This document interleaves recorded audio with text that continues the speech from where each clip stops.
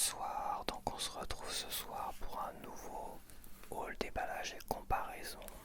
Cette fois-ci, on est dans un tarot de Marseille, le Grimaud. Oups, évidemment, comme beaucoup de monde, j'ai commandé le Grimaud, il y avait une petite promotion et j'ai commandé le Grimaud en tarot de Marseille, ou le tarot de Marseille en version Grimaud. Et je me retrouve avec un tarot de Marseille de chez Ducerre.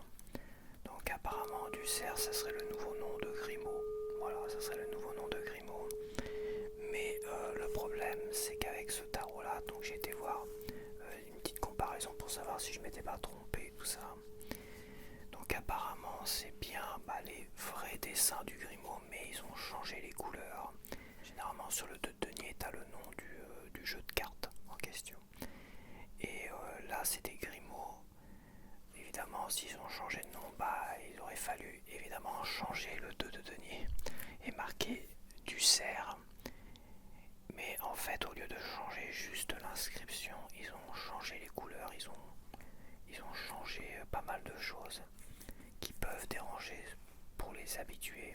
Moi, je suis pas un habitué du Grimaud, mais j'aurais quand même aimé avoir le classique Grimaud pour pouvoir le comparer avec le Jodorowsky et tout ça. C'est pas très grave, ça sera l'occasion de te montrer à quoi ça ressemble. Si toi t'as l'habitude du Grimaud, toi tu verras tout de suite les différences. Moi j'ai vu à peu près les différences au niveau d'une comparaison que j'ai vue sur YouTube. Donc les couleurs rouges, sont moins vives.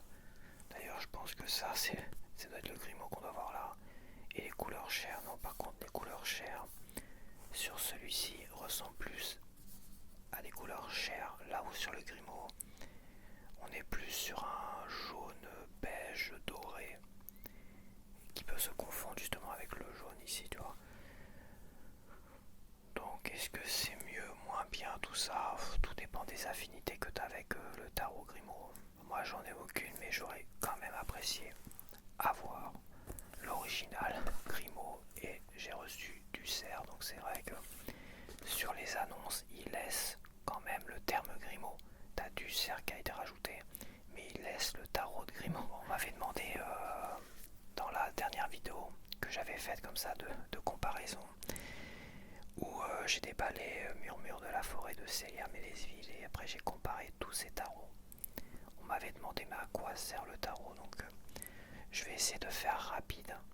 D'abord je vais parler un peu de l'histoire du tarot, et après je vais parler de trois différentes façons d'utiliser le tarot. Oui, donc aujourd'hui le tarot divinatoire, qu'on appelle divinatoire, et pas un tarot de jeu pour jouer, parce qu'il y a aussi le tarot pour jouer. Le tarot divinatoire a trois fonctions importantes pour moi. Donc on va en parler assez rapidement, je vais essayer de me dépêcher. Donc l'histoire et l'origine du tarot, personne ne connaît l'origine exacte du tarot. C'est le gros mystère, c'est le grand secret. Tout le monde a des avis, a des théories, tout ce que tu veux. Voilà, le plus vieux tarot tel qu'on le connaît à peu près, on va dire, parce qu'il a quand même eu des modifications. Le plus vieux tarot dont on a connaissance daterait de la Renaissance. Du 15e siècle en Italie. Voilà. Beaucoup pensent que le tarot a été créé justement pendant cette période, parce que toutes les représentations et les illustrations avaient une forme de signature qui correspondait finalement aux illustrations, aux peintures célèbres qu'il y avait dans les bâtiments ou sur les tableaux. Donc il y avait comme une sorte de lien finalement avec tous les créateurs de l'époque.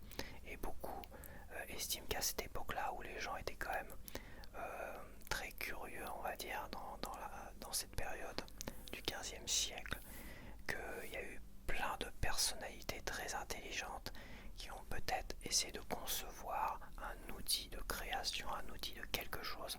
On ne sait pas à quoi ça sert, on n'a pas l'origine. Donc comme on n'a pas l'origine du tarot, on ne sait pas trop à quoi ça sert.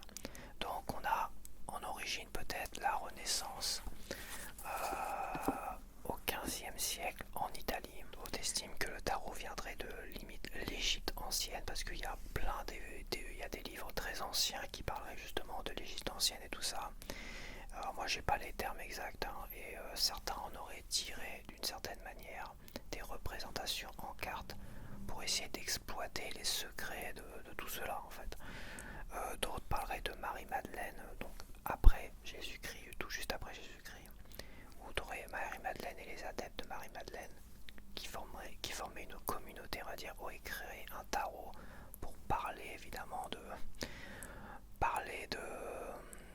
foi, de machin, du secret de la vie, tout ce que tu veux, via un tarot. Voilà, donc voilà, ça c'est les trois grosses, on va dire, théories. Ça viendrait de la Renaissance. Donc là, on a découvert le plus vieux tarot du monde, où ça viendrait de l'Égypte ancienne, au moins les origines au niveau des certaines significations. Et après, évidemment, ça a été développé via des tarots, des jeux de cartes et tout ça. Est-ce que c'était pour jouer, pour faire autre chose? Ça, je pense que l'origine du tarot avait plus un côté secret de la vie, divinatoire. Il y avait quelque chose dans ce sens-là. Et il y a eu des variantes qui étaient juste là pour jouer avec. Pourquoi finalement le tarot, l'origine du tarot est si mystérieuse et si complexe à essayer d'étudier? Parce que en fait, depuis presque la nuit des temps, on va dire, après Jésus-Christ, même peut-être avant, tout ce qui était divination, prédiction, tout ce qui touchait à l'ésotérisme ou l'occultisme et tout ça était considéré, était prohibé, et c'était considéré comme de la sorcellerie. Et on voit comment ça s'est terminé pour tous ceux qui étaient accusés, même à tort, de sorcellerie au Moyen-Âge et tout ça. Ils étaient brûlés sur le bûcher. Donc posséder un tarot qui avait peut-être des significations, posséder un tarot, c'était sûrement considéré comme quelque chose d'interdit lié à la sorcellerie, lié à l'ésotérisme et tout ça. Donc c'est évident que l'origine du tarot a dû disparaître parce que le tarot à l'origine était sûrement lié à tous ces cultes, liés à des cultes, tous ces cultes qui étaient liés finalement au secret de la vie, ou tout ce que tu veux, tout ce qui sortait finalement des dogmes, des religions et tout ça, était évidemment prohibé, interdit, tout ce que tu veux. Donc évidemment il tuait plein de gens par religion, il faisait taire plein de monde et tout ça, tout ce qui symbolisait finalement les vieux cultes païens, tout ça avant les religions et tout ça, ça a été déformé pour les diaboliser. Tu vois, il y a le fameux symbole là, je sais plus comment, je suis pas un expert non plus dans les vieux symboles, qui a été finalement considéré comme un symbole démoniaque, alors qu'à l'origine c'était un symbole païen, quoi. Donc en fait les religions ont essayé d'étouffer tout ce qui ne correspondait pas à leur dogme, hein, on va dire, à leur idéologie. Ce qui a fait que l'origine du tarot, si elle est très très ancienne, pas étonnant finalement que ça a disparu, vu que c'était considéré peut-être comme, c'est même sûr, comme quelque chose d'interdit qui pourrait être considéré comme de la sorcellerie. Et voilà pourquoi le tarot est si secret dans ses origines. C'est parce que on imagine qu'au fil du temps, voilà, c'était prohibé, c'était interdit, tout ce que tu veux. Et la version carte à jouer, bon, c'était sûrement une variante de ce que pouvait représenter le tarot à son origine. Donc maintenant, ah oui, si, c'est vrai. Donc là, on parle du tarot, on va dire typé Marseille. Typé Marseille. Après, il y a un autre tarot, le plus connu, le Rider-Waite-Smith. Maintenant on dit Smith, voilà. C'était le Rider-Waite, mais comme on veut aujourd'hui rajouter le nom de l'illustratrice dans le nom, on dit le tarot Rider-Waite-Smith. C'est ça, Rider-Waite-Smith. Donc le tarot Rider-Waite-Smith a été créé au 19e siècle. C'était à l'époque, il y avait une société secrète anglaise d'occultistes qui se nommait l'ordre hermétique de l'aube dorée, le Golden Dawn, ou Golden Dawn, qui vouait un culte au tarot ancien. Et pour eux, c'était un trésor inestimable de savoir divin et humain pour savoir le secret de la vie, tout ça. Donc ils vouaient un énorme culte à cela. Un des anciens membres de ce culte, de cette société secrète là, un ancien membre qui est Arthur Edward Waite, parce que ça a duré une quinzaine d'années cette société secrète, et je ça n'existait pas.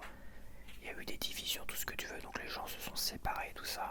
Et un des anciens membres, donc Arthur Edward Waite, a décidé de corriger d'une certaine manière le tarot. Il voulait créer, revisiter le tarot ancien comme celui-ci, en incluant sur toutes les arcanes mineures des illustrations et en changeant la justice par rapport à la force. Bon. Est-ce que c'était justifié, pas justifié? Donc il voulait revisiter le tarot tel qu'on le connaissait à l'époque, plus ancien. Donc il a fait appel à une ancienne membre aussi de cette société secrète, Pamela Coleman Smith, pour créer les illustrations. Et est né le tarot le plus répandu et le plus célèbre aujourd'hui, le tarot Rider-Waite Smith. Voilà, parce qu'on rajoute le nom de l'illustratrice avec aujourd'hui. Donc c'est le plus connu, le plus célèbre. Hein, tous ceux que je t'ai présentés la semaine dernière de Celia Melesville, enfin dans la grande majorité à part le Lily Black et White, sont conçus à partir du Rider-Waite Smith. Voilà, donc là 90% des tarots que tu verras aujourd'hui, peu importe leur design, leur évolution, sont tirés à partir du Rider-Waite Smith, c'est-à-dire que les arcanes mineures sont illustrées, voilà, pour que ça soit plus lisible. On est moins dans la numérologie, tout ça, ou dans l'association des arcanes majeures pour lire les arcanes mineures. Ce que je fais quand des fois, pour certaines en tout cas. Donc ça c'était les origines du tarot et l'évolution du Rider-Waite au 19e siècle, qui est la plus répandue et connue aujourd'hui que le tarot de Marseille, qui est assez particulier parce que les arcanes mineures, c'est des arcanes, on va dire, c'est des arcanes aux illustrations très épurées, il n'y a pas de dessin en fait, c'est juste des symboles, des trucs symboliques. Donc maintenant on va répondre à la question, à quoi sert le tarot divinatoire? Donc alors moi je l'ai développé en 3 points différents. Ce sera peut-être pas le cas de tout le monde, mais j'ai beau réfléchir, j'en ai pas d'autres. Hein. Donc le premier point, le petit as, le tarot divinatoire peut servir comme un outil de création, c'est-à-dire pour le développement de personnages, d'histoires, de stratégies, même de travail pour toi.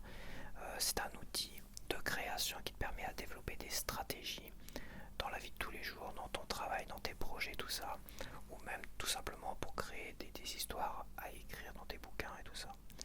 Cela permet d'apporter une aide à la réflexion et à la créativité. Ça, c'est le petit A. En petit B, j'ai mis comme outil de développement personnel. Donc là, on est dans l'introspection, la guidance, la réflexion sur une stratégie ou un programme bien-être. Ça permet par exemple quand tu tires les cartes, tu développes ce que peuvent vouloir dire les cartes par rapport au développement personnel. Donc vous voyez, dans votre vie, vous avez souffert dans le passé pour ci, pour ça. La consultant ou la consultante répond oui, c'est vrai, etc., etc. Donc finalement, on fait une étude psychologique du consultant et de la consultante. On développe tout ça et finalement les cartes qui viennent après, qui sont des cartes guidance, de projection et tout ça, les dernières permettent de trouver une stratégie à développer pour aller mieux derrière, sortir un peu plus, des trucs comme ça, tu vois. Donc c'est un outil qui sert énormément aujourd'hui au développement personnel et la plupart des cartomanciens ou cartomanciennes qui sont sur YouTube sont beaucoup dans une forme de développement personnel plus que d'un côté outil de création ou divination. Car le petit C, donc le troisième point, c'est comme un outil de prédiction, de divination. Donc là on rentre dans l'origine de ce que pouvait être le tarot, quoique je suis quasiment persuadé, s'il a été créé à la Renaissance en tout cas, il servait énormément comme outil de création, quasiment sûr et certain, et même d'outils de développement personnel et même d'outils de prédiction, les trois en fait. Quoique, si vraiment il a été créé à cette époque-là, je pense qu'il a été créé plus comme un outil de création, de développement personnel, et un peu comme essayer de percer tous les secrets de la vie, de l'être humain et du spirituel pour essayer finalement de rendre la vie meilleure aux gens, quoi. Ou à soi-même, c'était peut-être juste un délire totalement égoïste de création pour soi-même, avoir tous les secrets de la vie et être le roi du monde. En gros, c'est ça. Je pense que ça c'est ma théorie, et je pense qu'après c'est devenu un outil de prédiction, de divination, pour ceux qui voulaient prédire l'avenir, tout ça, parce que c'est tellement fluide, c'est tellement intelligent. Avec le tarot, tu peux tout lire en fait. T'es jamais bloqué à la lecture. T'es quasiment jamais bloqué à la lecture, tu peux tout lire. Ce qui te bloque généralement, c'est les oracles et machins qui sont des trucs qui sont conçus à partir de rien. C'est juste une image et tu mets un mot, souris à la vie, machin, tout ce que tu veux. Bon, c'est voilà. Mais le tarot, il y a quelque chose d'assez magique dans le tarot, je trouve, au niveau de son développement, ou comment tu lis tout ça, et les associations et tout ça, il y a quelque chose d'assez magique. Sans compter le fait que quand tu mélanges les jeux, le jeu, que tu t'imprègnes du jeu et tout ça, quand tu penses à une carte, tu penses réellement à une guidance, à un thème et tout ça, et que tu vois l'étoile par exemple, et en mélange, tu vois l'étoile ou tu veux l'étoile, il va te sortir l'étoile. Il y a comme un lien qui est assez bizarre, qui est assez fascinant. Je vais pas dire que c'est magique, mais presque. Moi j'ai trouvé de la magie là-dedans. Alors que je suis très terre à terre, hein. Je suis du signe de la Vierge et de la Balance. Ascendant Balance, il n'y a pas plus de terre à terre que moi.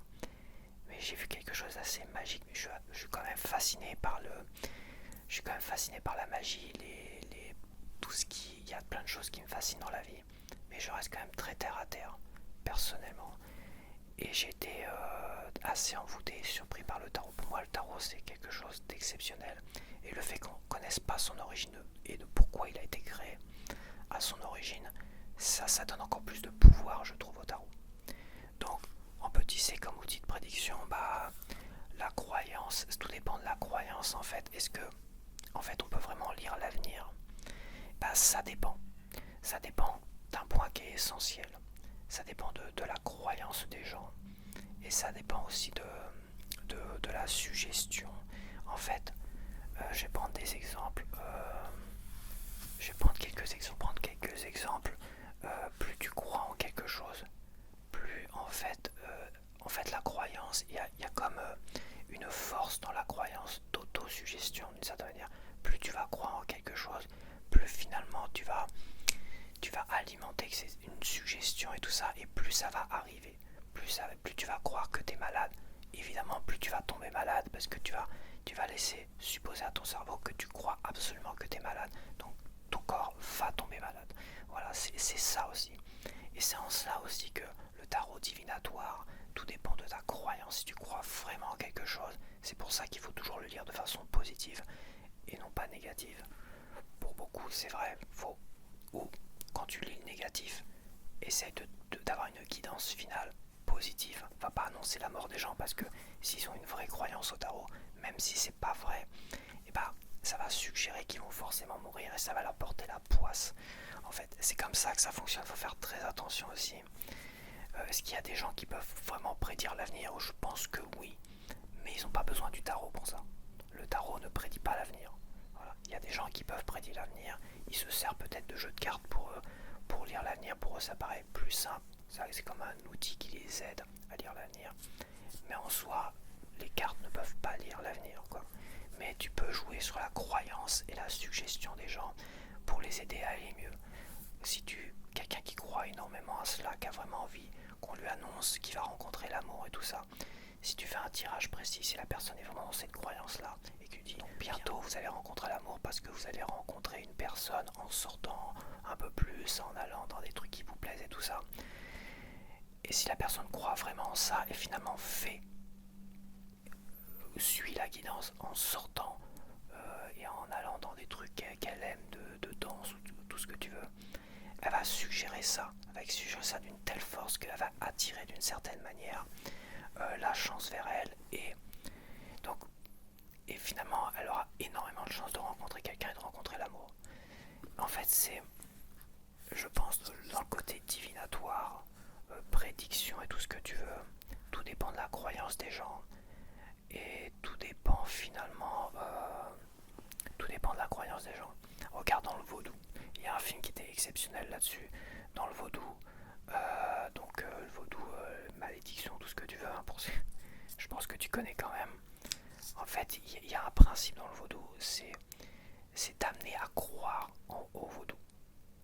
En fait, amener les gens à croire peuvent être maudits, qu'on peut leur faire tout ça. Et en fait, une fois qu'ils sont pris dans cette croyance-là, ils sont piégés et ils sont maudits. Si par contre les gens ils n'y croient pas du tout, ils s'en foutent, ça n'aura aucun impact sur eux. En fait, c'est la croyance qui est magique d'une certaine manière. C'est la croyance et ta croyance en telle ou telle chose qui fait qu'on peut te suggérer que ça va aller mieux ou te suggérer que ça va aller mal. Et c'est le vaudou fonctionne énormément comme ça, sur la suggestion et te faire croire absolument que ça va aller mal et là bim il te piège. Et je vais parler d'un autre exemple là-dessus, un cas de possession le plus connu je crois. Est-ce que c'est lui qui a d'où est tiré le film L'Exorciste? C'est possible. En fait, le cas de possession peut-être le plus connu et le plus dur et le plus incroyable, la famille était une famille qui était énormément croyante. Il n'y avait pas plus croyante que cette famille-là. Le problème, c'est dès qu'ils arrivaient, il leur arrivait quelque chose de mal, ils estimaient que c'était de leur faute. Ils étaient tellement croyants, ils estimaient que c'était de leur faute, c'était une punition divine. Et comme ils estimaient tellement, ils avaient une telle croyance, une telle force de croire en cela, qu'en fait, dès qu'ils faisaient la moindre chose de mal, et bah, la moindre souffrance et tout ça, ça créait encore plus de souffrance et encore plus de souffrance. Et plus une des gamines avait des délires ou était dans un délire, tout ça, plus c'était la faute d'eux-mêmes parce qu'ils méritaient ça en fait. Pour eux, ils estimaient qu'ils méritaient ça parce qu'ils avaient fauté, tout ce que tu veux. Ils étaient dans une telle croyance idéologique et religieuse qu'en fait, ils ont attiré le mal sur eux. Et cette gamine-là, il est arrivé plein de choses incroyables et tout ça. Et quasiment sûr et certain que c'était leur croyance parce que c'était tellement religieux, tellement pieux, ils priaient en permanence et tout ça, ils ne pouvaient être que protégés du mal et du démon, tout ce que tu veux. Et en fait, c'est cet aspect punition dans sa croyance, en fait, punition, la mériter, machin, tout ça, a amené d'une certaine manière quelque chose de maléfique sur cet enfant et sur cette famille. Et qui a fait que, voilà, ce qui a fait que ça a attiré le mal sur cette gamine-là. Et alors qu'ils étaient ultra croyants, donc il faut faire attention quand même à ce système de croyance, de suggestion, tout ça. Rien ne t'oblige à croire au tarot. Rien ne t'oblige à le faire. Après, si tu crois vraiment en son pouvoir et tout ça, et le tarot de toute manière, il y a toujours une guidance au final. Faut pas oublier que le tarot, tel qu'on tire les cartes, il y a toujours une échappatoire, une guidance au final. Peu importe que tu t'en sers comme outil de création, développement personnel ou de prédiction, il y a toujours une forme d'échappatoire, une guidance pour dire, même si la carte est très négative, en fait, elle peut tourner, fais attention de ne pas faire ci, sinon il va t'arriver ça. Vaut mieux que tu ailles dans ce sens-là et tout ça, ça irait très bien pour toi. Donc peu importe ta croyance ou pas ta croyance, c'est vrai, fais toujours attention. Fais toujours attention. N'aie pas peur non plus parce que le tarot va toujours te guider. C'est pour ça que le tarot je le trouve assez exceptionnel. Parce qu'il y a toujours une échappatoire, une porte de sortie. Il y a toujours le côté positif à la fin qui va faire que tu vas trouver une échappatoire. Donc même si tu es dans une telle croyance qui peut être bénéfique ou maléfique pour toi, c'est comme ça, c'est ta croyance qui fait la différence. Et sache que le tarot t'apportera toujours d'une certaine manière une échappatoire et quelque chose de positif. Donc il y a toujours un conseil qu'il va falloir suivre tout ça, surtout si tu es très croyant. Après il y a toujours des gens maléfiques, hein, des gens qui veulent le mal aux autres, qui peuvent très bien se servir du tarot pour dire ce que ça dépend de ce que eux vont dire. C'est pour ça qu'il y a la suggestion. Tu vas suggérer, toi, en tant que cartomancien ou cartomancienne, à une personne croyante ou pas croyante. Si elle est très croyante et que la personne qui suggère en face est quelqu'un de mauvais, il peut lire les choses de telle manière, il va manipuler finalement la croyance de l'autre et la pousser vers le mal. Et la malchance et tout ce que tu veux. Ouais, mais il y a des gens comme ça, hein. Ces gens-là, ils existent, il faut faire très attention. Donc le tarot en soi n'est pas maléfique, le tarot en soi ne peut pas lire l'avenir. Le tarot en soi, par contre, est un outil de création et de savoir-vivre, de développement personnel, tout ça qui est juste incroyable, qui a un petit côté magique et tout ça. Après, pour le côté divination, comme j'ai dit, c'est ta croyance et tout ça qui fait que vaut mieux ne pas croire que de croire, je dirais en principe. mais à la fois, moi, je n'ai pas peur de mes tirages parce que je suis quelqu'un de bienveillant, je le sais, et ça va pas m'emmener dans le mur. Pour les autres, peut-être qu'il faut se méfier aussi. Il faut toujours se méfier des gens que tu ne connais pas.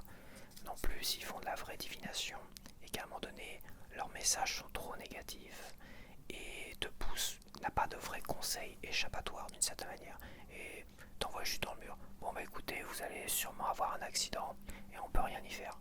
Bah ça non, le tarot ne parle jamais comme ça. Le tarot, il y a toujours une échappatoire. De toute façon, tous les tirages sont conçus d'une certaine manière pour montrer une problématique où on en est aujourd'hui et d'une certaine manière on a toujours une carte guidance et conseil pour essayer d'avoir une échappatoire et un conseil pour cela. Donc voilà, fais quand même toujours attention à des gens qui ont des discours trop malveillants que tu connais pas beaucoup et qui tentent de te suggérer et te manipuler par rapport à ta croyance. Parce que oui, beaucoup croient encore à la religion, beaucoup croient au monde de l'occultisme, de l'ésotérisme et tout ça, ont une vraie croyance dessus.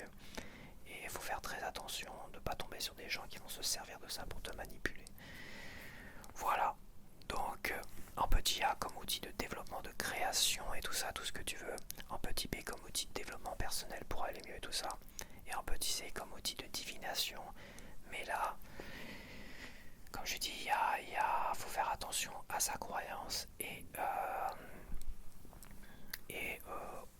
la personne qui tire les cartes qui peut te suggérer de la bonne ou mauvaise manière d'avancer dans la vie. Et ça a un côté finalement prédictionnel parce que, comme je dis, plus tu vas attirer le bien, plus le bien risque de se produire, et plus tu vas attirer le mal, plus le mal risque de se produire. C'est l'effet croyance, suggestion, qui rend ce côté divinatoire, crédible, on va dire, pour le tarot. Après, quand tu as toujours des gens qui prédisent l'avenir avec le tarot et disent ah oui c'est vrai, ouais, je suis comme ça aujourd'hui, bon, je pense que le tarot parle. Le tarot, il y a quelque chose de magique, le tarot peut parler. Mais on est dans une introspection. C'est pour ça que les gens disent ah je me reconnais dans ce que tu dis aujourd'hui. Parce que le tarot arrive à parler. Peut-être que moi j'arrive à le ressentir indirectement lié au tarot. Il y a quand même quelque chose de magique dans le tarot. Après, lire l'avenir, c'est une histoire de croyance et de suggestion. C'est tout. Voilà. Et ça, c'est quelque chose dont je crois beaucoup. C'est plus tu vas être positif, plus tu vas attirer le positif, plus tu vas être négatif dans ta vie, à critiquer la vie, c'est de la merde, tout ce que tu... Plus finalement ta vie va t'en mettre plein la gueule. Et ça, tu le vois, je pense que tout le monde le voit. Plus tu as un discours positif, plus ça va. Plus tu as un discours négatif et plus c'est l'effet domino, quoi. Ça, c'est un pouvoir qui est dans la vie, en fait. C'est le pouvoir de la vie. C'est le pouvoir de suggestion, de ton cerveau, de ta croyance et tout ça. Ça, c'est réel, c'est palpable. C'est quelque chose dont tout le monde a fait preuve. Évidemment, quand tu transposes ça via un tarot et une personne qui va te suggérer tout ça et te manipuler dans le bon sens ou dans le mauvais sens, est-ce qu'on peut parler de manipulation dans le mauvais sens? Oui. De l'autre côté, on est plus quelqu'un qui va te guider. Voilà, c'est un guide en fait. Cartomancien, cartomancienne, en règle générale, c'est des guides qui sont là pour ton bien au final, que ce soit pour la création, ton développement personnel ou pour attirer la chance dans ta vie. J'ai quand même fait long, mais il fallait quand même que j'explique un petit peu. Et donc voilà, je vais partir sur une comparaison comme la dernière fois. Hop, je vais faire toutes les arcanes et choisir mon arcane préféré pour chaque arcane. Et je ne vais pas faire trop de développement de chaque carte parce que sinon ça serait beaucoup trop long. Donc voilà, je te retrouve tout de suite pour la comparaison, puis on va voir à quoi ça va ressembler tout ça. Je vais peut-être l'ouvrir quand même là avec toi. Mais bon, je pense qu'il n'y a pas grand chose à découvrir. Il y a juste les cartes. Sûrement un petit livret très basique, voire rien du tout. Je crois que dans le jeu d'Horoski t'as 0 livret, mais le jeu d'Horoski il vendait un livre à côté qui est très intéressant d'ailleurs. Un livre sur son tarot justement, que je peux que te conseiller, mais dedans il n'y a pas de petit livret. Dans celui-là il n'y a rien, il n'y a pas de... Donc il s'ouvre comme ça. On va peut-être faire un petit peu de tapping quand même. J'ai plus d'ongles. Je viens de me couper les ongles, donc là j'ai plus du tout d'ongles.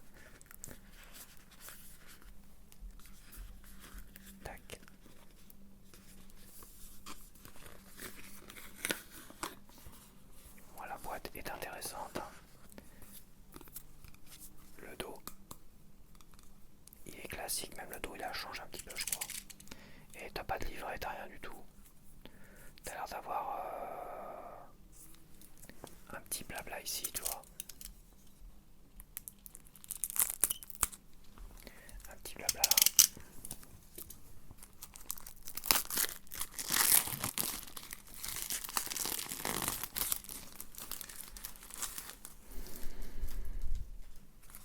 Et on a un QR code. Tu vois le rouge. Le rouge.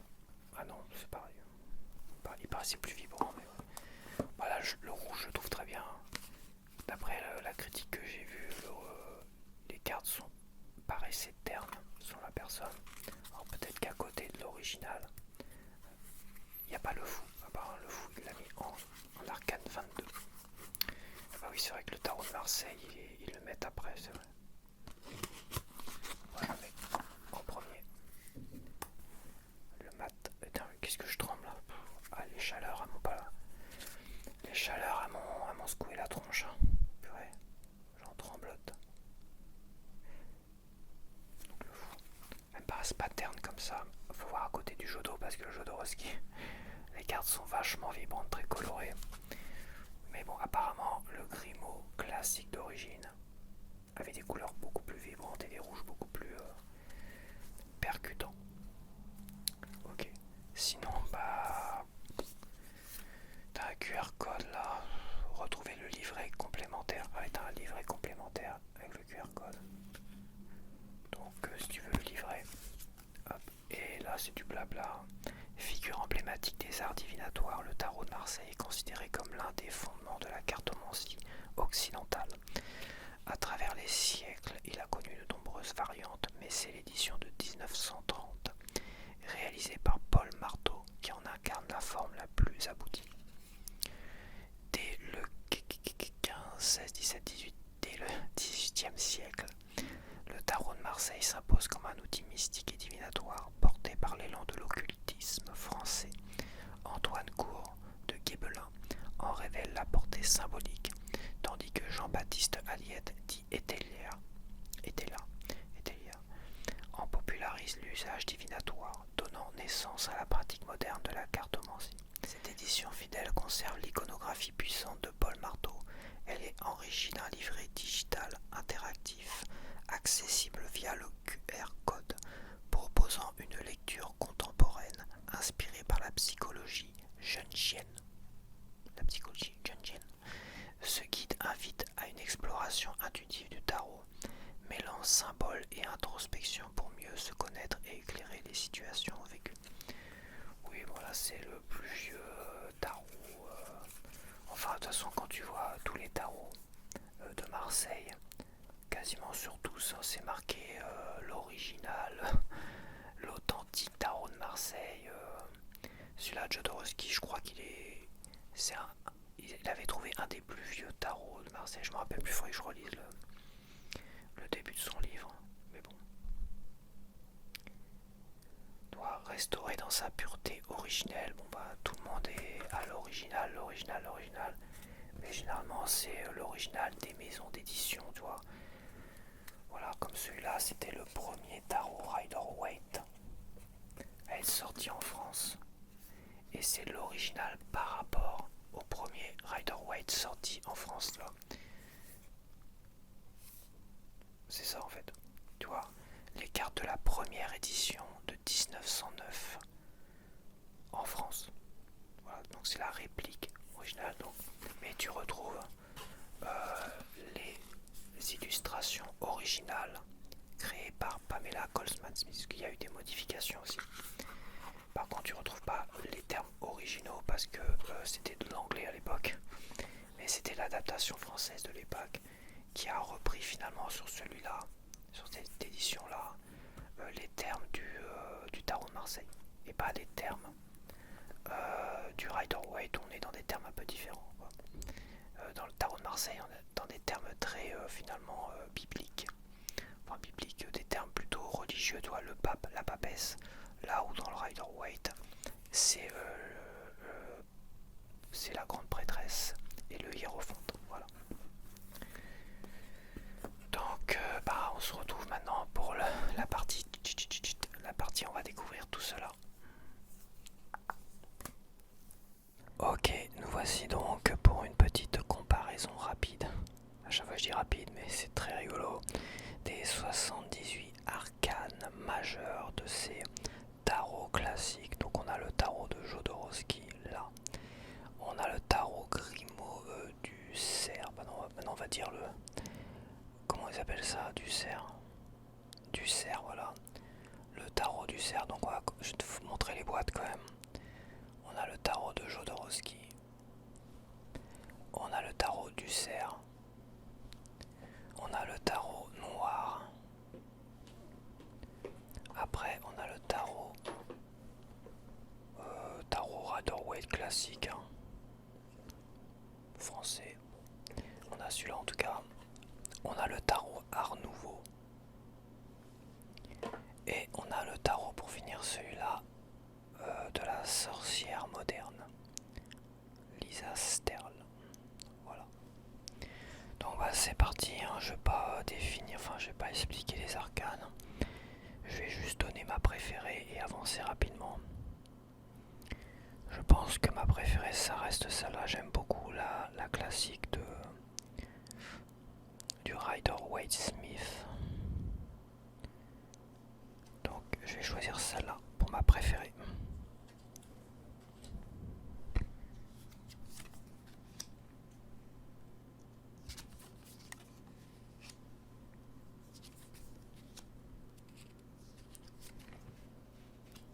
Ok, on continue avec le battleur. Le battleur ou le magicien ou la magicienne. J'aime beaucoup cette représentation du magicien. Allez, on va prendre celle-là.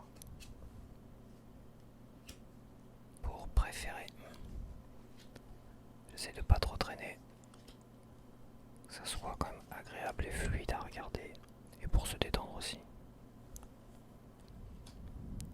Ils sont vachement épaisses les cartes parce que elle est quand même vachement haute la version du cerf par rapport au Jodorowsky.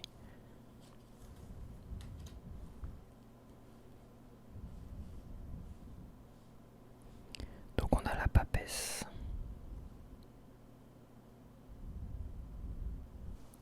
Ça permet de voir aussi les couleurs, la différence des couleurs.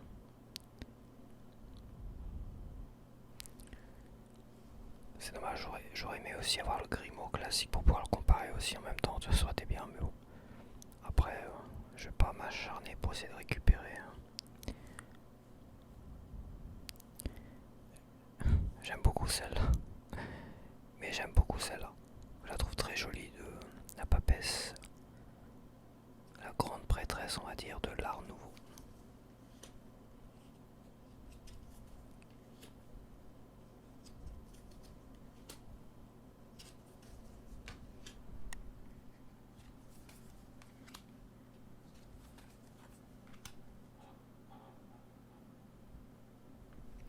Donc là, on a l'impératrice. J'aime beaucoup l'impératrice du Jodorowsky.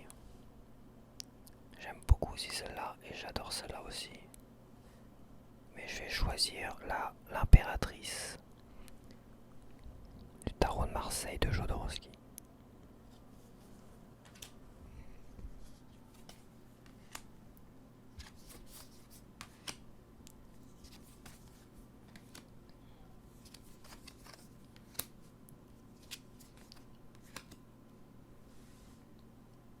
Attends, je regarde si je suis bien placé, si je suis pas trop de travers là-haut.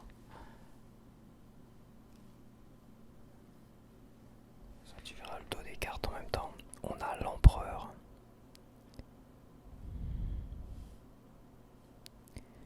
Bon, pareil, je vais... C'est vrai qu'elles sont quand même beaucoup plus sobres. Je les trouve très jolies malgré tout. Le Jodorowsky, quand même, il pète. Il a des blancs incroyables. Celui-là, ses blancs sont encore plus incroyables que le Jodorowsky. Moi, je trouvais que déjà le Jodo, il avait des blancs qui étaient assez vifs. Et les couleurs et tout ça étaient très joli. Mais il y a beaucoup de couleurs aussi. Mais j'aime beaucoup celui-là. J'aime beaucoup celui-là aussi, la représentation. Le côté un peu plus changer en couleur. Moi j'aime bien, c'est vrai que j'ai jamais eu le Grimaud entre les mains, classique. Mais j'aime beaucoup celui-là. Ceci étant, je vais quand même choisir le Jodorowsky. Il est tellement beau que bon, voilà.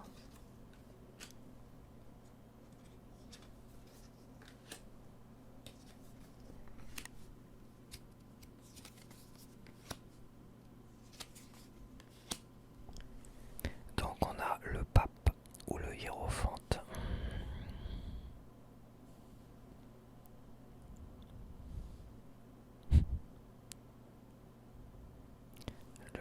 Le pape du Jodorowsky regarde la carte à côté.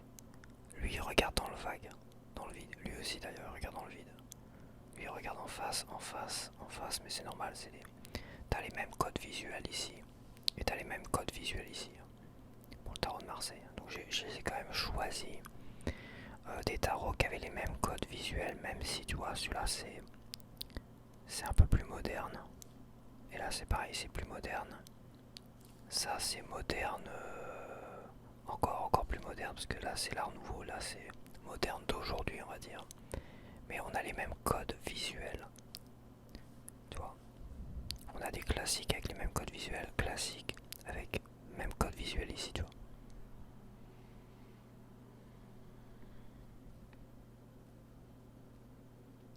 Je vais prendre le Jodo. Ça va être compliqué parce que je sens que le Jodorowsky, je vais en prendre beaucoup finalement.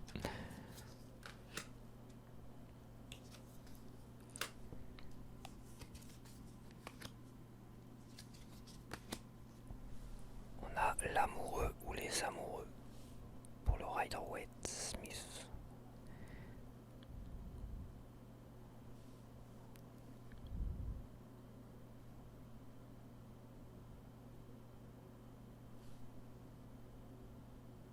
J'aime bien celle-là. Ouais, peut-être falloir que je censure. Je sais pas si YouTube a censuré ces photos-là. Je pense pas. J'en ai quand même déjà tiré des cartes et je sais pas si j'ai vraiment tiré celle-là non plus. Donc, enfin, bah, là c'est vrai que on voit des. Je vais choisir celui-là, tiens, l'amoureux. J'aime bien celui-là.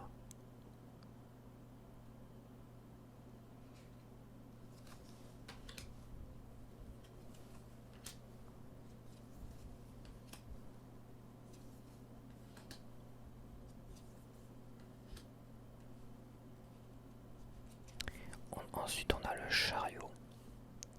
Voilà, tu vois, c'est une moto. On a quand même à peu près les mêmes codes visuels, mais avec quelques folies quand même, parce que là, on a une moto à la place d'un chariot. Moi, je pense que je vais choisir le Jodorowsky. C'était déjà mon chariot préféré, avec les tarots de Celia Melesville. Parce que oui, j'ai fait une comparaison des tarots de Celia Melesville, mais avec, j'ai quand même mis le Jodorowsky et le Rider-Waite-Smith.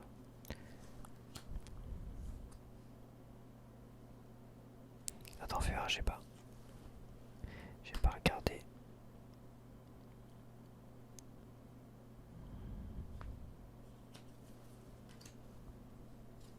Il reste quand même très sympa. Visuellement, il est très sympa. Les cartes sont quand même épaisses parce que tu vois, il est beaucoup plus haut que le Jodorowsky. Elles sont un peu incurvées. Ok.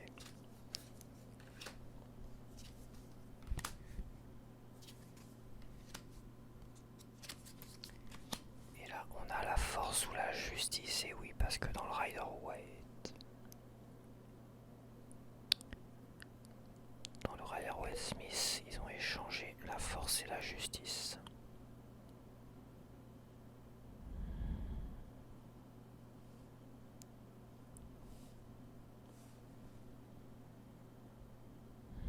J'aime bien celle-là.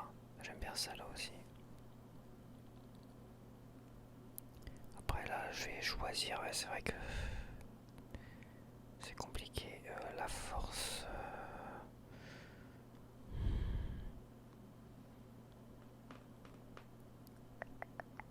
Je vais choisir. Je ne sais pas. Je vais choisir le Rider-Waite-Smith.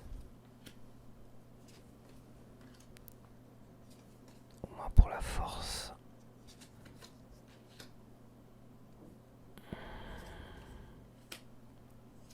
On a ensuite l'ermite.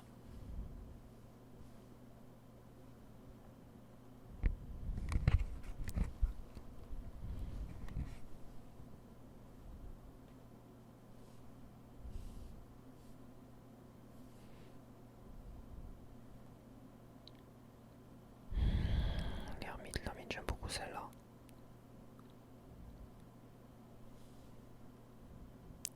Après c'est compliqué parce qu'on reste sur du classique. Et comme j'ai pas vraiment d'affinité avec le Grimaud d'origine, ni avec celui-là parce que voilà je découvre, c'est difficile de les choisir. Mais j'aime bien quand même son visage. J'aime bien mais je vais le choisir, je sais pas pourquoi j'aime bien. Il m'attire celui-là plus que les autres. Donc je vais choisir le Ducerre pour l'ermite.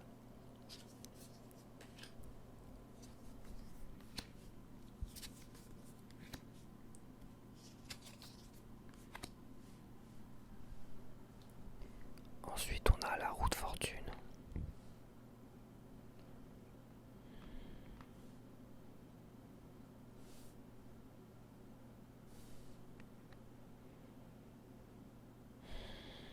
La roue de fortune, je vais choisir celui-là parce que j'adore le côté doré et tout ça. Je trouve que ça se marie bien avec la roue de fortune.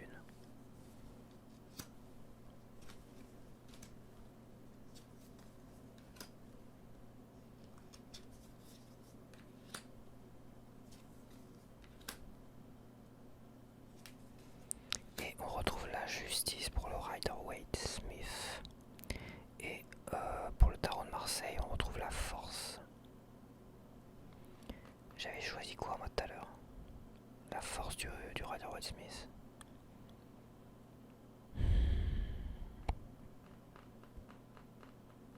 Je vais choisir une justice, alors c'est vrai que celle-là j'aime beaucoup. Je vais choisir celle-là, la justice, vu que j'ai déjà choisi une carte de la force.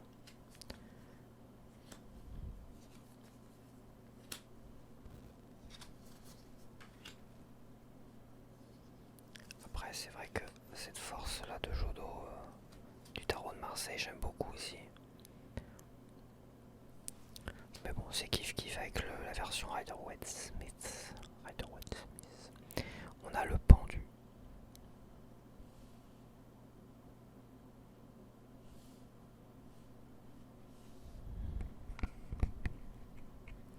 J'aime beaucoup cette version féminine du pendu. Je la trouve assez sympa.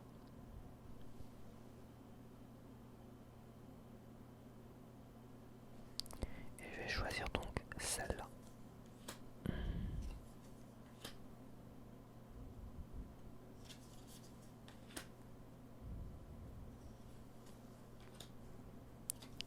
On a maintenant l'arcane sans nom pour le tarot de Marseille et la mort pour le Rider-Waite-Smith. J'aime beaucoup. J'aime beaucoup celle-là.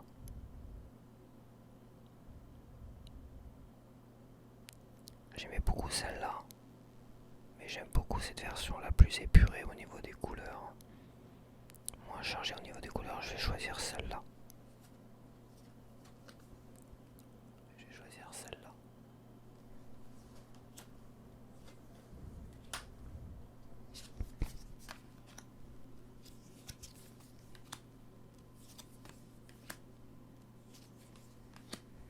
On a tempérance.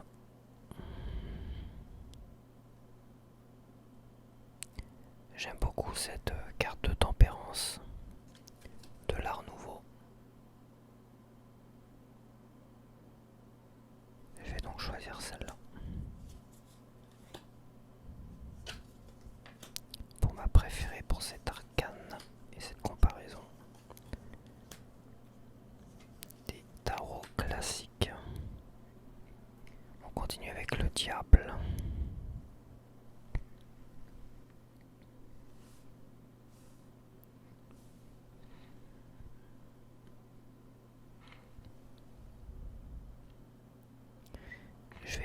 sur le Jodorowsky pour ma préférée.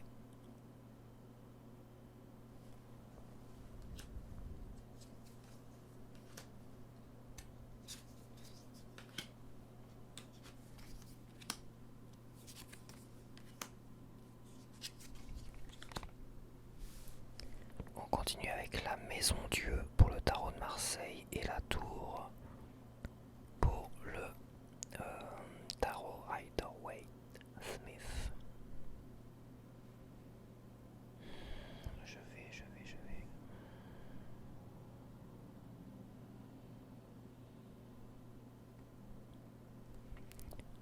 Je vais tout choisir, je pense, le Jodorowsky. Mon préféré.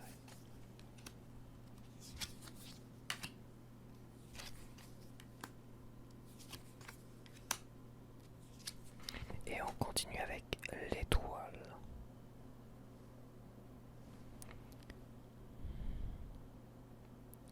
J'aime beaucoup cette représentation de l'étoile, j'aime bien celle-là aussi. Mais je vais choisir celle du Rider-Waite-Smith. Je la trouve vachement douce, vachement agréable. Après, l'impression du tarot est un peu plus fade au niveau des couleurs, mais voilà, j'aime beaucoup cette représentation.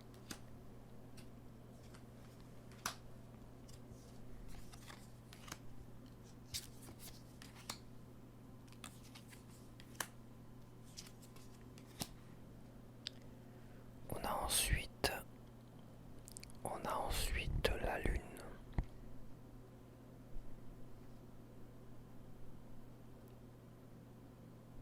J'aime beaucoup celle-là, j'adore les couleurs, j'adore le bleu. C'est vrai qu'elle est très épurée au niveau des couleurs aussi. J'aime bien celle-là.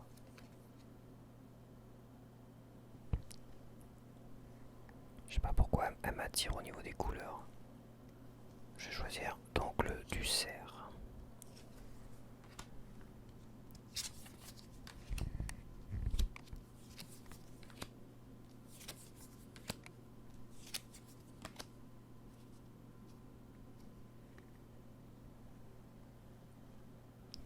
Ensuite on a le soleil.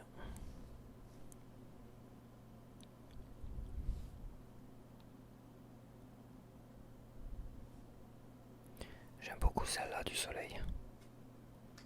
Je la trouve très sympathique celle-là. Je la trouve beaucoup plus vibrante. Pardon. Je la trouve beaucoup plus vibrante que les autres. Plus positive, je trouve. Celle-là aussi d'ailleurs est très bien. Celle-là aussi. Celle des tarots de Mars. Tiens, c'est bizarre. Tu vois, là on change totalement. Va savoir pourquoi ce tarot-là ne respecte pas les codes visuels du tarot de Marseille. Au moins pour le soleil. On est plus sur un côté Rider-Waite finalement. Tu vois.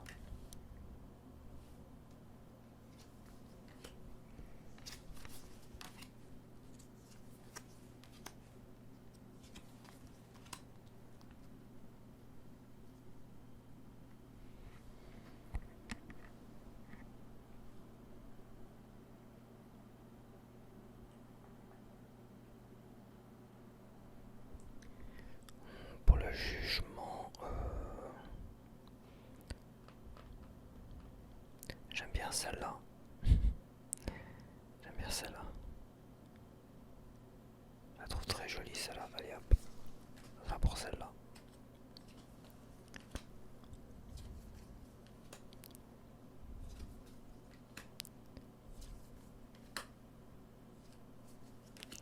Et on a le monde.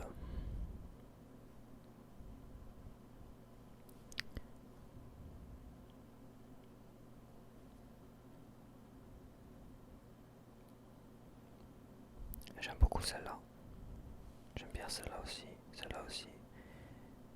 Mais je vais choisir celle-là. Je sais pas, j'aime bien celle-là. Elle m'attire plus.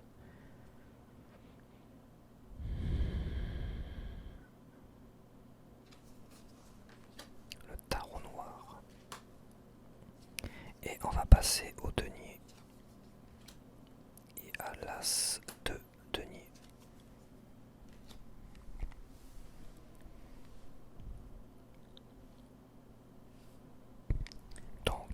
as de denier, je vais choisir. Ça, elle est assez sobre, elle est bien quand même. J'aime bien ce côté sobre par rapport au Jodorowsky parfois, pas toujours.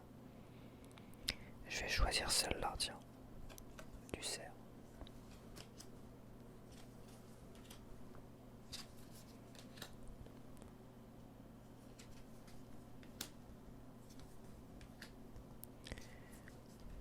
Ah, pour le 2 de denier, donc sur le tarot de Marseille, on a logiquement l'éditeur, la maison d'édition. Donc on a le Jodorowsky marqué ici.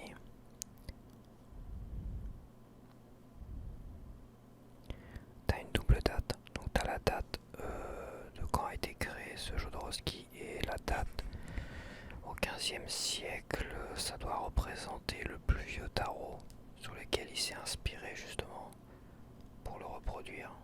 Je crois que c'est ça, ça doit être ça je pense, à voir. La version du cerf a mis la date, donc là il y avait Grimaud avant, maintenant on a du cerf. Et la date de 1930, première édition de la première édition Grimaud j'imagine. Et on a la version Acquière, Ternel Acquière, 2012-2013, bon voilà. Il y a eu je crois deux versions de celle-là. Une version où il y avait qu'une fleur, et la deuxième version où tu avais deux fleurs, ce qui fait un recto verso.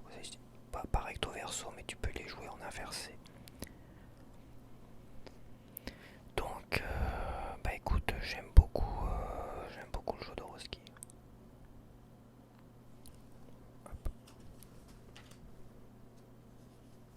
Mais la version du cerf est pas mal, j'aime bien. J'aime bien ce côté quand même plus épuré, moins de couleurs.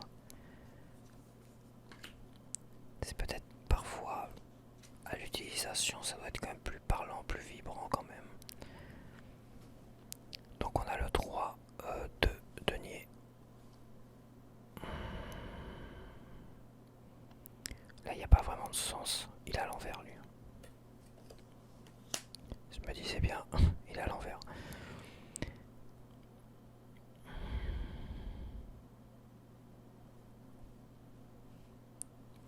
Je vais... J'aime beaucoup celui-là, Jodorowsky.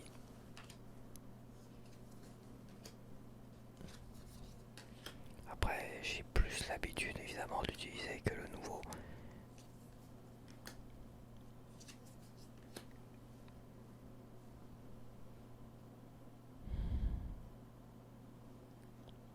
Donc là, on a le 4 de denier. Ou le 4 de pentacle.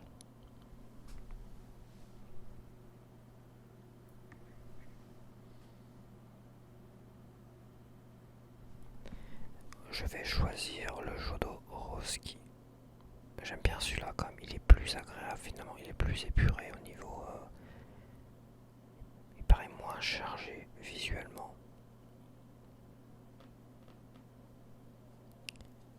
Ah tiens, je vais prendre celui-là.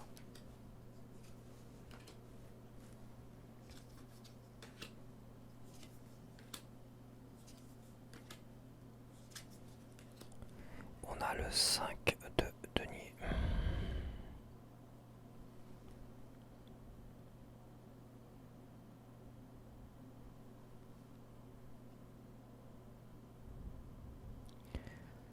C'est pas forcément une carte qui me parle beaucoup en règle générale. Carte très négative. Je vais prendre... je ne sais pas. Je ne sais pas, je vais quand même continuer sur le côté épuré du cerf, de la version du cerf.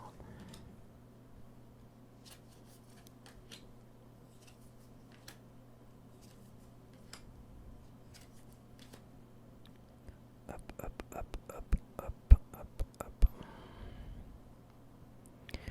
Donc le 6 de denier.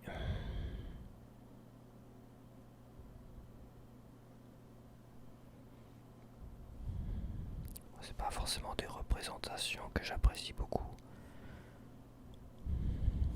Je préfère le côté symbolique du tarot de Marseille. Et je vais partir encore sur du cerf. Je sais pas pourquoi, j'aime beaucoup comme ce côté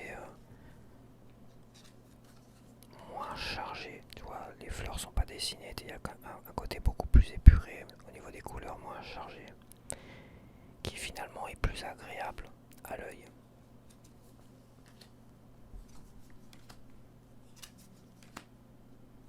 Donc le 7 de denier.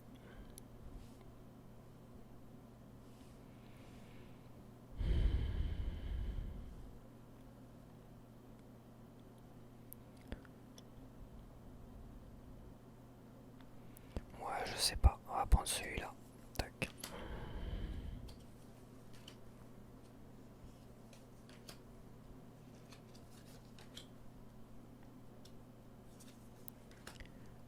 Après on a le 8. Le 8 de pentacle, le 8 de denier.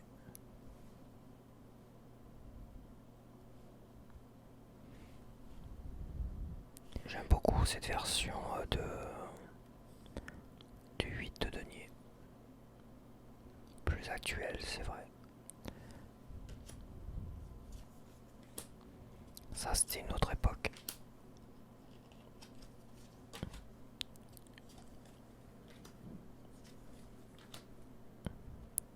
Donc le 9 de denier, je vais essayer quand même d'accélérer un peu. J'en suis à combien? Je vais essayer d'accélérer un petit peu quand même. 9 de denier, bah, j'aime bien celle-là. Allez hop, je leur donne un point.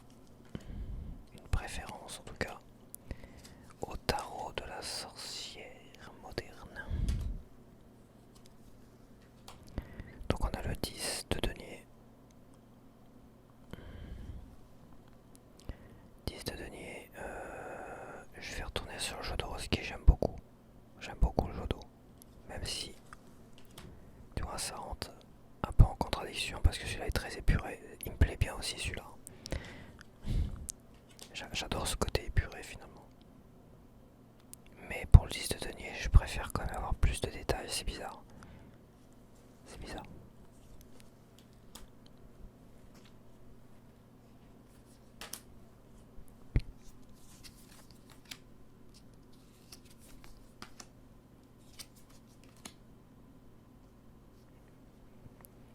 Donc le valet de denier. Ou le valet des deniers. Valet de pentacle. J'aime beaucoup celle-là.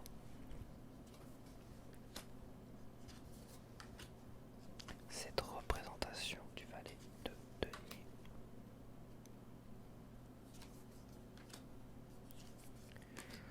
Le cavalier de denier.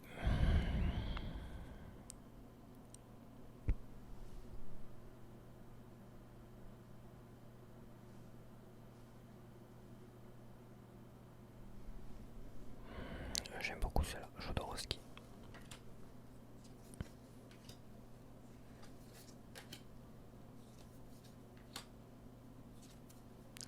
Il est quand même à souligner que le cadrage est pas ouf quand même.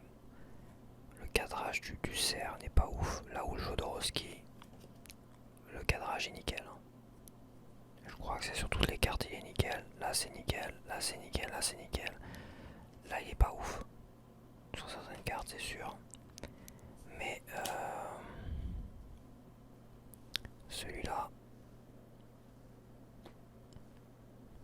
les cadrages sont pas ouf. C'est pas visuellement c'est pas terrible. Je dis que visuellement bon c'est pas très grave, on peut s'y habituer, y a pas de souci, mais bon c'est quelque chose qui dérange énormément visuellement.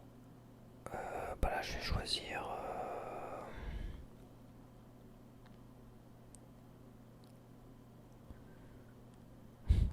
celle-là, j'aime bien. Allez hop. Pas que je m'endors sur les illustrations.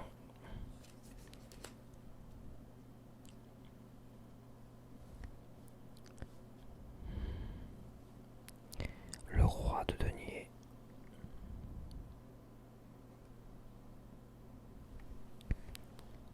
J'aime bien celle-là aussi, tiens c'est bizarre. Tu vois? Là il est différent le roi de denier. Il n'a pas respecté les codes visuels, ils l'ont mis en inversé. Tiens, là il y a quand même quelque chose d'intéressant. Sur le Jodorowsky, on a un denier qui est ici, qu'on n'a pas sur le Grimaud, enfin sur le Ducerre, pardon, le Ducerre, et qu'on retrouve sur le tarot noir, sauf qu'il est inversé. Il regarde dans l'autre sens. C'est intéressant, bah tiens je vais prendre celui-là.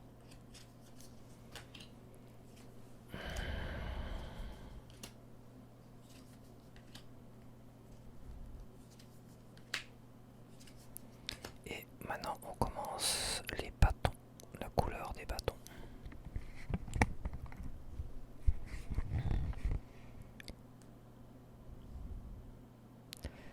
Pour le bâton, je préfère quand même le côté vibrant du Jodorowsky que celui-là. Là, je trouve beaucoup trop terne. Il est chargé en couleurs parce qu'il y a beaucoup de couleurs. Mais je trouve pas assez vibrant pour un as de bâton. Donc je choisis le Jodorowsky.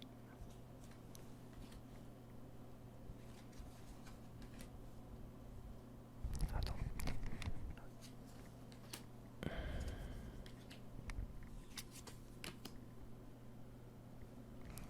Le 2 de bâton. On n'a vraiment pas les mêmes couleurs là. Là, on a du jaune. Je crois que c'est pareil pour le Grimaud classique. Je crois qu'il y a des grosses variantes au niveau des couleurs ici.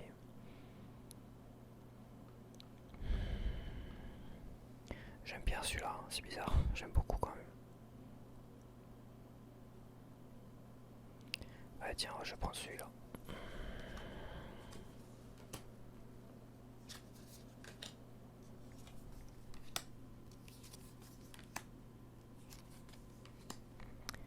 Pour le 3 de bâton. Le 3 de bâton. 3 de bâton, je vais prendre le Rider Waite. J'ai beaucoup plus... je sais pas, j'aime beaucoup plus celle-là. Elle me parle tellement celle-là que...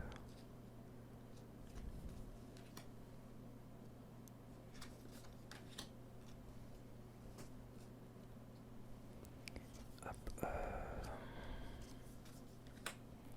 donc le 4 de bâton. J'aime bien celle-là, le 4 de bâton.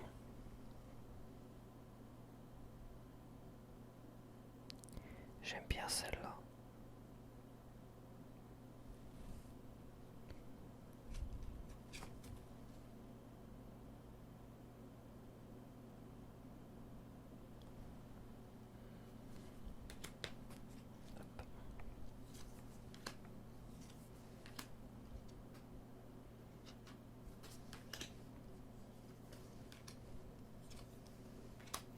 Le 5 de bâton.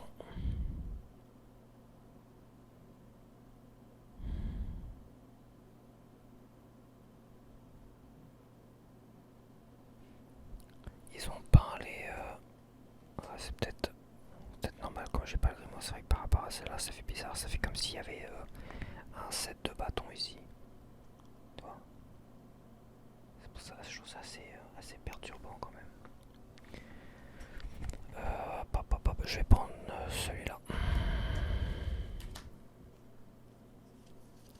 Ça me perturbe assez le fait qu'ils aient peint finalement ce qui n'est pas censé être peint.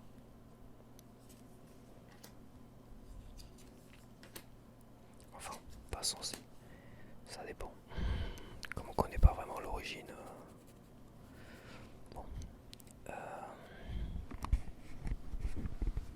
Alors, attends, je m'installe. Pour le 6 de bâton, je vais choisir le Rider Waite Smith classique.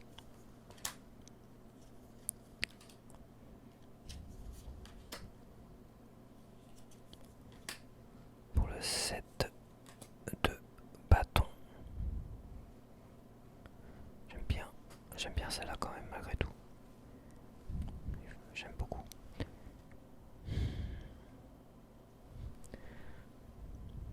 Je vais choisir celle-là, je sais pas pourquoi j'aime bien. Elle m'attire énormément celle-là.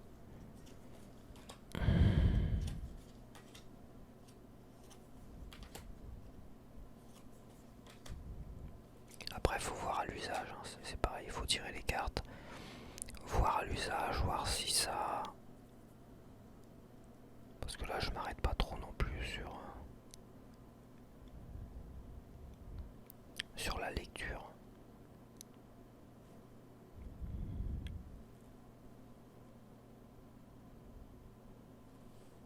Avec la moto là j'aime bien. Ah tiens, on va choisir la moto.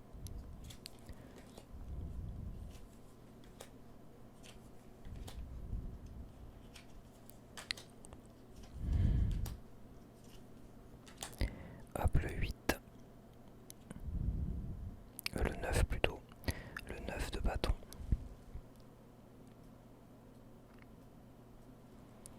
J'aime bien cette représentation. Classique Rider-Waite Smith. Le 10 de bâton.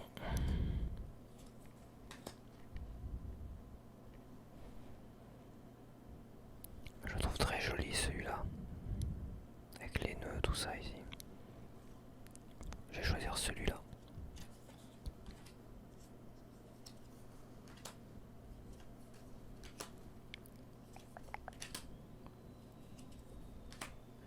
Et le valet de bâton.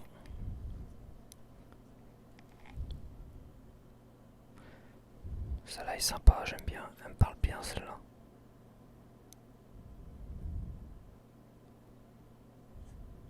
Elle me parle moins celle-là. Après celui-là il regarde droit. Comme le tarot de Marseille. Là il regarde le bâton, elle regarde le bâton aussi, le haut du bâton.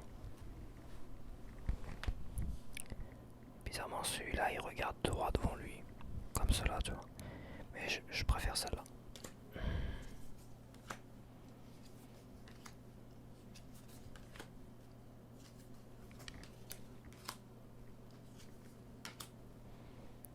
Donc on a le cavalier de bâton.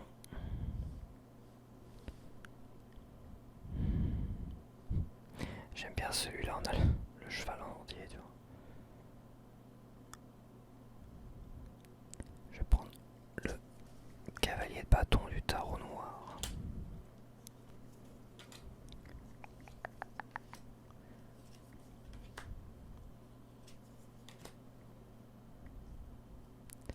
La reine de bâton. J'aime beaucoup ces deux-là. J'aime beaucoup celle-là. J'aime beaucoup celle-là aussi. J'hésite énormément entre ces deux-là. Je pense que je vais prendre celle-là. Elle est plus claire, elle est moins chargée visuellement que celle-là, tu vois.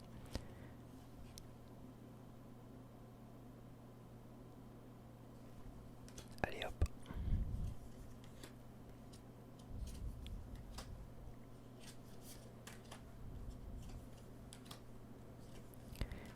Et le roi de bâton.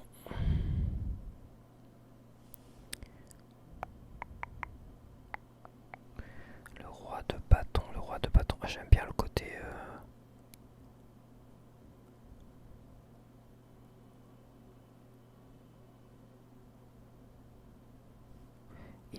C'est pareil, il est inversé celui-là. Il est inversé celui-là. Bon, Tarot de Marseille, tu vois, il respecte pas totalement à 100% les codes visuels du Tarot de Marseille.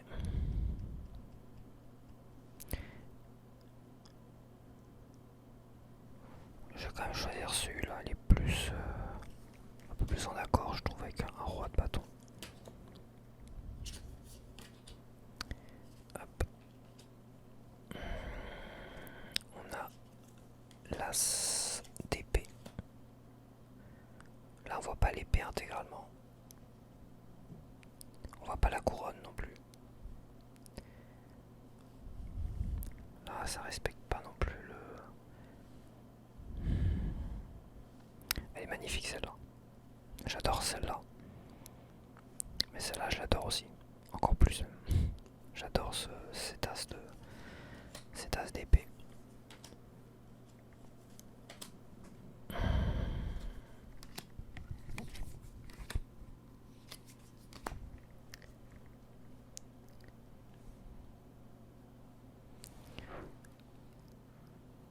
2 DP. Ah, ça va percer des trous.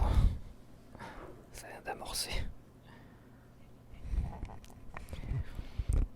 Ça sent que ça va percer des trous. Alors pour le 2DP, PPP, le 2DP, 2DP, je vais choisir. J'aime beaucoup celle-là.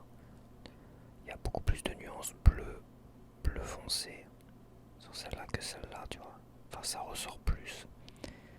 Et le bleu, j'ai tendance à énormément l'associer à l'épée. Oui.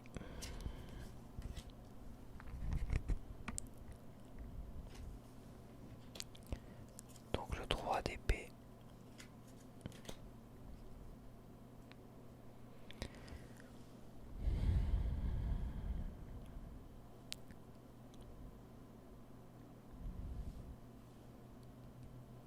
C'est pareil, je vais choisir celle-là.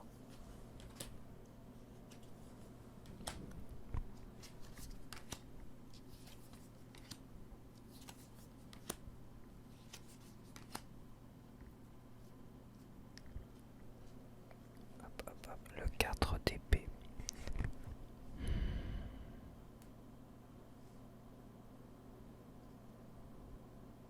Je la trouve très jolie celle-là. Je vais partir sur le tarot noir.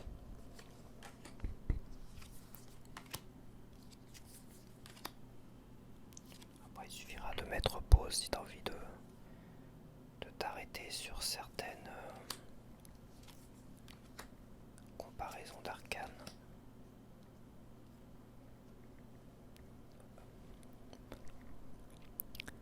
Moi je suis obligé d'avancer un petit peu, de me dépêcher. Elle est inversée celle-là.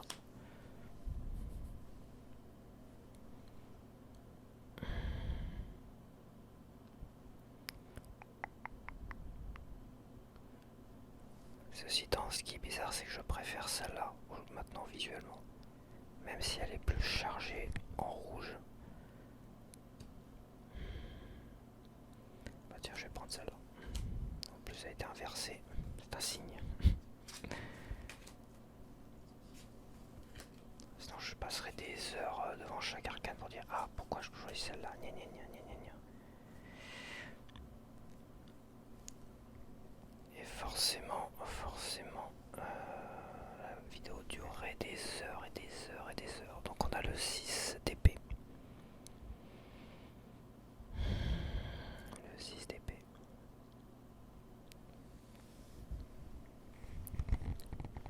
Je choisis le Jodorowsky.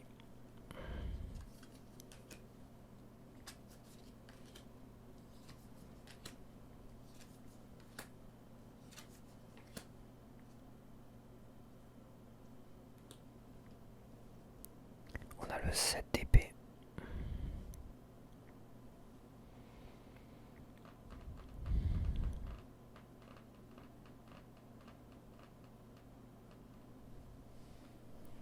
C'est pareil, Jodorowsky.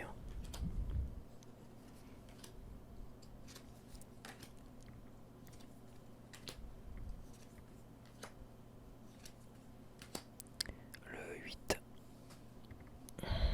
Le 8 d'épée. J'aime bien celle-là.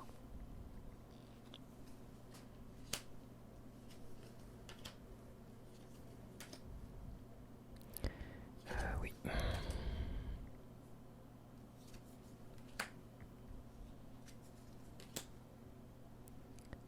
Le 9 d'épée.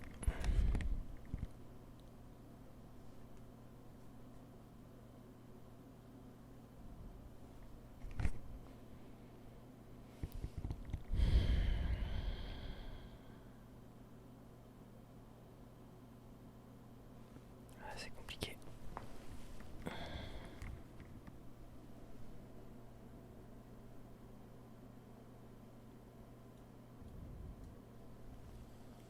Je ne sais pas. Je vais choisir celle-là.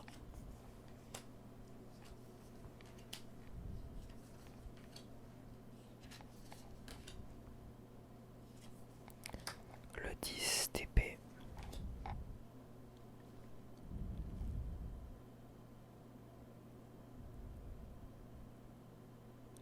Celle-là est intéressante.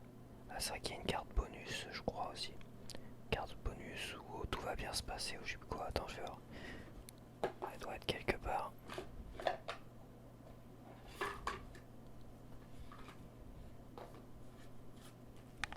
Toi, t'as une carte bonus du 10.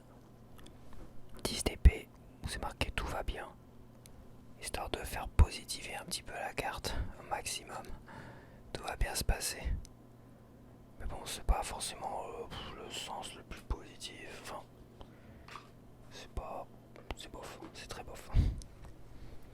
Sens positif, bah c'est la fin d'un cycle négatif. D'un très long cycle négatif de célibat, de tout ça, de souffrance. C'est le côté positif que je lis moi dans ce 10 d'épée. Mais tout va bien, non, je pense que tout va bien. C'est assez bof, donc je l'ai retiré évidemment. Bon bah je sais pas, bah tiens je vais choisir celle-là. Allez, mais en 10 d'épée évidemment.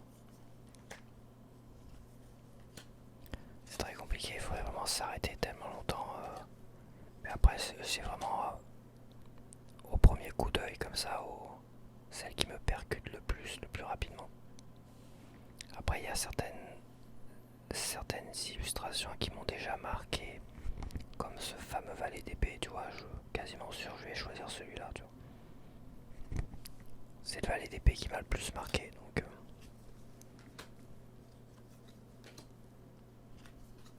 souvent bah, c'est des cartes que tu as tirées le plus de fois.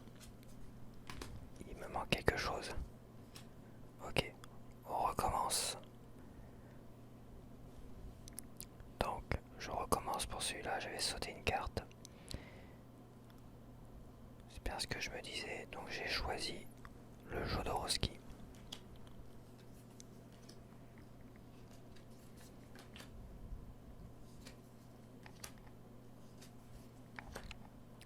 Et là on a la reine d'épée.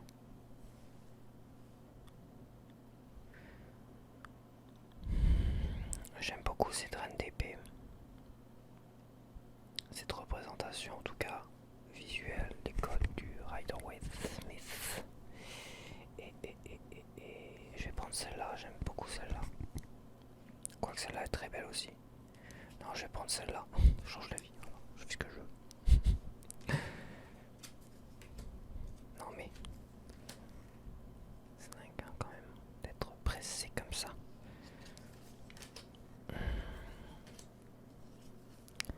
Pressé et oppressé. Le roi d'épée. Le roi d'épée. Roi d'épée, roi d'épée. J'aime bien ce roi d'épée mais un peu... Je préfère le roi d'épée du tarot de Marseille qui me paraît plus... Quoique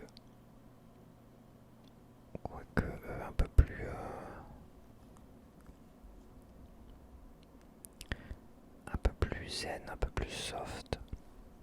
Mais très intelligent toujours, évidemment.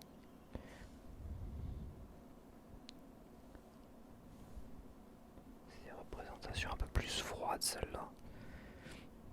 Le roi d'épée je le trouve moins froid dans mon interprétation que la reine d'épée. Moins froid, moins blessant. Très intelligent mais qui sait communiquer, qui sait trancher, s'imposer sans brutalité. Quoique c'est pas si mal quand même. Tu vois, quand je décris la carte finalement, et je la regarde, je la trouve plutôt bien celle-là. Celle-là il est un peu tristouné là, il fait de la peine. Bon, écoute, hein, je vais prendre celui-là. Tiens, j'ai changé d'avis. Hop, j'aurais été peut-être un peu plus rapide. Quoique non, je suis quasiment à 1 heure là, bientôt. Moi, je pense que j'ai quand même été plus rapide parce que il y avait un peu plus à voir avec le murmure de la forêt de Siam-et-Lesville, donc j'ai dû m'arrêter un peu plus quand même. Alors on a l'as de coupe.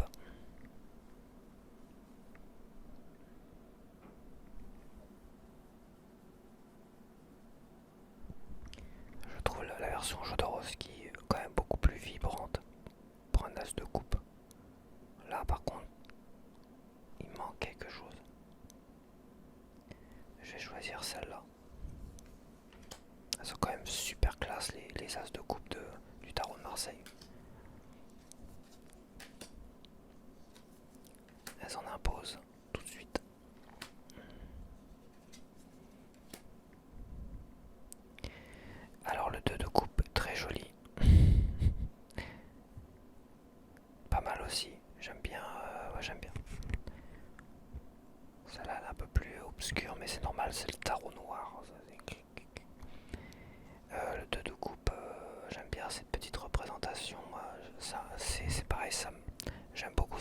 celles-là, j'aime bien. Elles sont un peu plus proches, tu vois. Elles sont un peu plus proches. Ah, je sais pas. Allez, celle-là.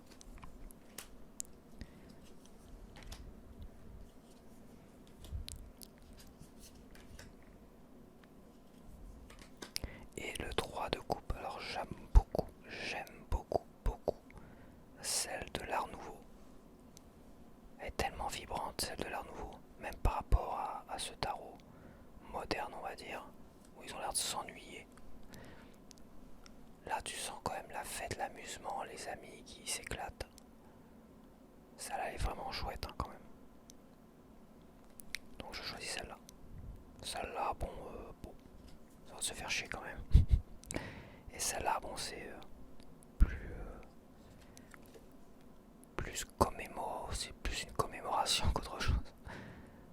C'est il trinque, c'est tout. Il trinque sans forcément s'amuser. Si ça danse, hein, ça. C'est plus soft, on va dire. C'est pas la grosse teuf. Et pourtant, l'Art Nouveau, bah, c'est.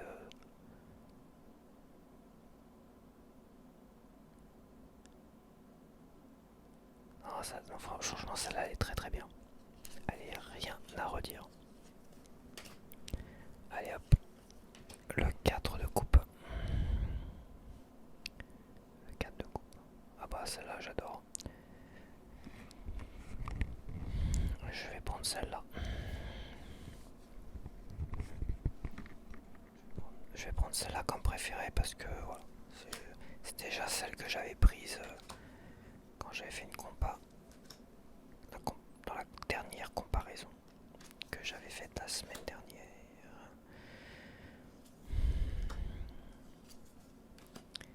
Hop, le 5 de coupe.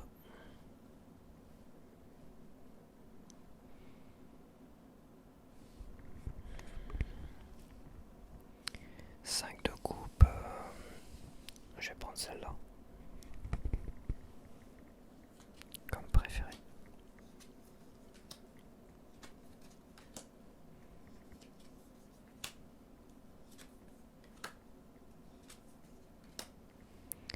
Le 6 de coupe.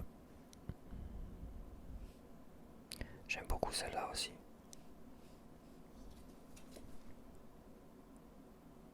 Je vais prendre l'Art Nouveau.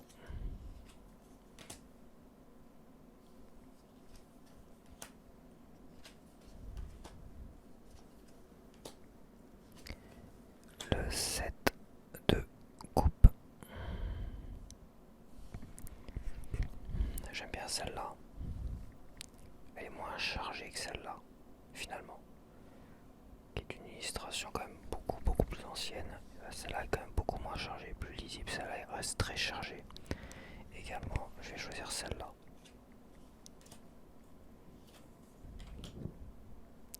Là, bizarrement, je suis moins dans les arcanes du tarot de Marseille. Pour les mineurs coupes. Je suis en train de me rendre compte de ça. Là où les épées, j'étais quand même plus sur celle-là. Les épées et les bâtons, je pense aussi. Et pour les coupes, bizarrement, je suis moins attiré par les... Quoique celle-là est très jolie. Ça attire tout de suite l'œil. J'aime bien le blanc. Celui-là me paraissait blanc. Et à côté, il me paraît moins blanc que celui-là qui est blanc. Je me comprends. Je pourrais faire une mise au point pour la balance des blancs avec mon appareil photo dessus, toi. Alors, je ne sais pas. Bah celle-là, tiens, allez hop. Parce qu'elle me fait paragouiner, parler là depuis tout à l'heure. Donc celle-là a quelque chose à me dire. 8 de coupe. Et là, le 9 de coupe.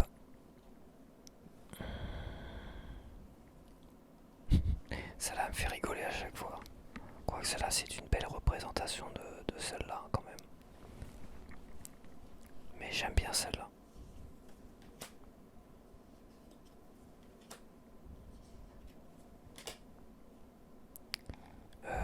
Attends.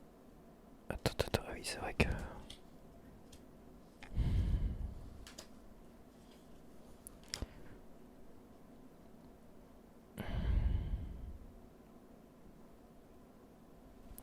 Le 10 de coupe. sont quand même très épurés au niveau des couleurs, tout ça. C'est pas trop chargé.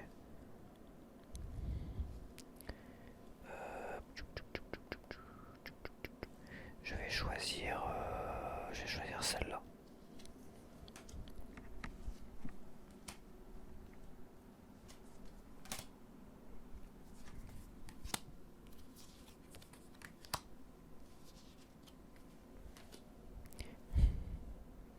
J'aime beaucoup cette représentation du Rider-Waite-Smith. J'aime beaucoup celle-là de toute façon. Ça, je trouve un peu tristouné celui-là. Un peu tristouné.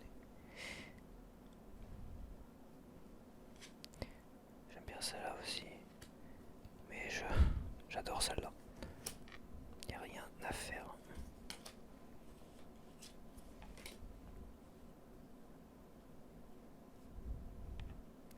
Hop, le valet de coupe. Et on poursuit avec le cavalier de coupe.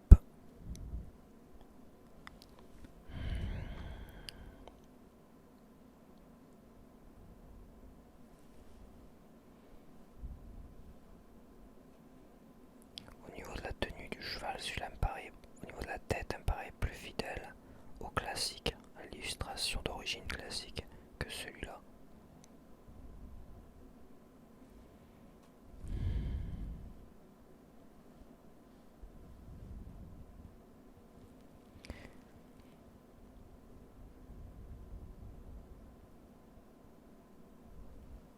Je vais choisir celle-là, tiens. Allez hop. Parce qu'elle m'a interpellé, c'est pareil. Si elle m'a interpellé, c'est pas pour rien. Tac. Hop, hop, hop. Ça glisse. Oui, mais c'est beaucoup de cartes. Alors, tac, tac, hop. Que ce soit lisible quand même, que ce soit pas le bordel. Trop. Attends, je me suis déplacé là, j'ai l'impression. Je me suis un peu déplacé. J'ai checké, tout est bon. La reine de coupe. Ah, j'aime beaucoup celle-là. J'aime bien celle-là.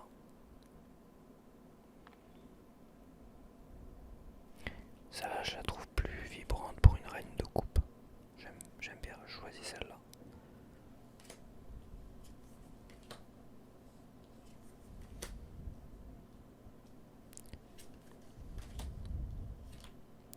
Et on finit avec le roi de coupe.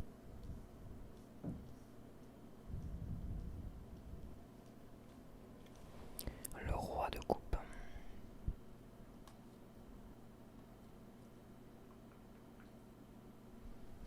J'aime bien sa bouillette à lui. J'aime bien sa bouillette aussi à lui.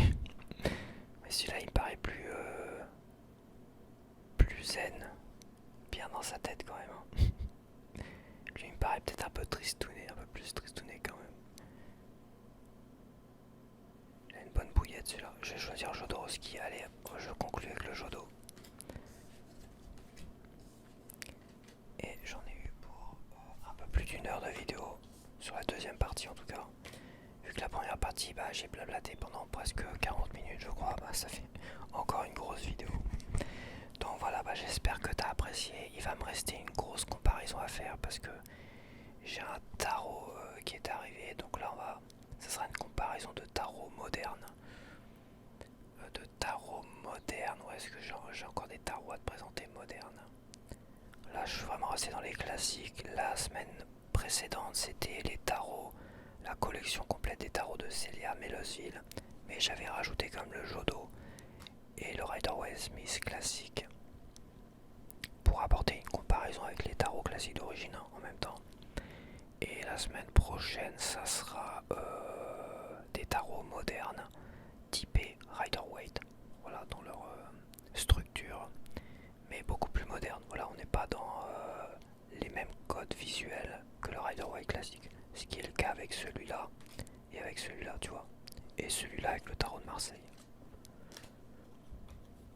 C'est des Rider-Waite dans leur structure, mais ils n'ont pas les mêmes codes visuels. Donc ce sera une comparaison de tous les tarots modernes Rider-Waite.